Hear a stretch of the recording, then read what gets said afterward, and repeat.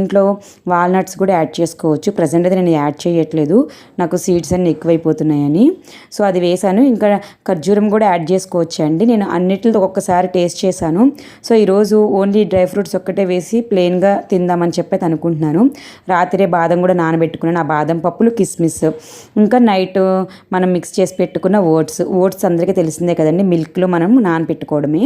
కాచి చల్లార్చిన పాలలో మనము ఒక 2 టేబుల్ స్పూన్ల వరకు కూడా ఓట్స్ వేసుకొని దాంట్లో చియా సీడ్స్ ఇంకా డ్రై ఫ్రూట్స్ అన్నీ వేసి ఫ్రిడ్జ్లో పెట్టుకొని మనం తినే 1 అవర్ ముందు బయట తీసి పెట్టుకుంటే కూలింగ్ అంతా తగ్గిద్ది. అప్పుడు ఇంకా ఏమన్నా యాడ్ చేసుకుంటే ఎక్స్ట్రా టేస్ట్ కోసం యాడ్ చేసుకోవచ్చు. నేను ఈరోజు ఏ ఫ్రూట్ యాడ్ చేయట్లేదని చెప్పి 1 స్పూన్ హనీ కూడా యాడ్ చేసుకొని, అలాగే కిస్మిస్ ఒకటి, అలాగే 4 బాదం పప్పులు అయితే మొత్తం అంతా కూడా ఒలుచుకొని అయితే వేసుకున్నాను. సో ఈరోజు అయితే ఇలా తిందామని అయితే ఫిక్స్ అయ్యాను. ఫ్రూట్స్ ఉన్నప్పుడే కాకుండా లేనప్పుడు కూడా ఎలా ఉంటుందో అని చెప్పి అయితే తింటున్నాను. బాగానే ఉందండి టేస్ట్.